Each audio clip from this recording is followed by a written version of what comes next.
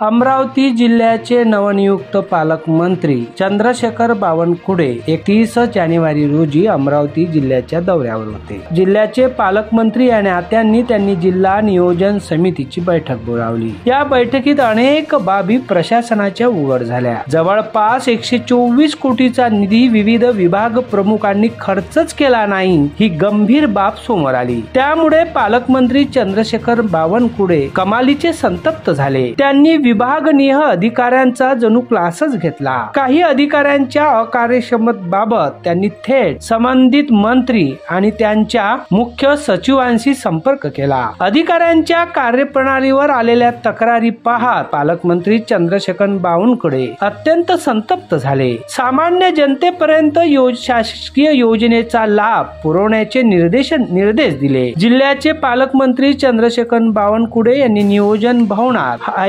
आढावा बैठक घेतली। या आढावा बैठकीला आमदार खासदार यांच्यासह जिल्हाधिकारी सौरभ कटियार, मुख्य कार्यपालन अधिकारी संजिता महापात्रा व विविध विभागाचे विभाग प्रमुख उपस्थित होते। सुरुवातीला अनुपस्थित अधिकाऱ्यांचे नावे त्यांनी मागितले व पूर्व सूचनेशिवाय अनुपस्थित असणाऱ्या अधिकाऱ्यांचा प्रस्ताव बैठक संपण्यापूर्वी तयार करण्याचे आदेशही नियोजन अधिकाऱ्यांना दिले। शासकीय यंत्रणेकडून सामान्य जनतेच्या कामात कुचराई केल्याबाबत विभागीय चौकशी व 2 वेतनवाढ रोखण्याची कारवाई करण्याचे थेट निर्देश पालकमंत्री बावनकुळे यांनी दिले। खरं तर जनतेच्या अनेक निवेदन प्राप्त झाल्याने बावनकुळे आश्चर्यचकित झाले। विविध अकार्यक्षम अधिकाऱ्यांना तात्काळ आपल्या कार्यप्रणाली सुधार करण्याचेही त्यांनी निर्देश दिले। अशा पद्धतीने पहिल्याच जिल्हा नियोजन बैठकीत पालकमंत्री संतापून प्रशासनाला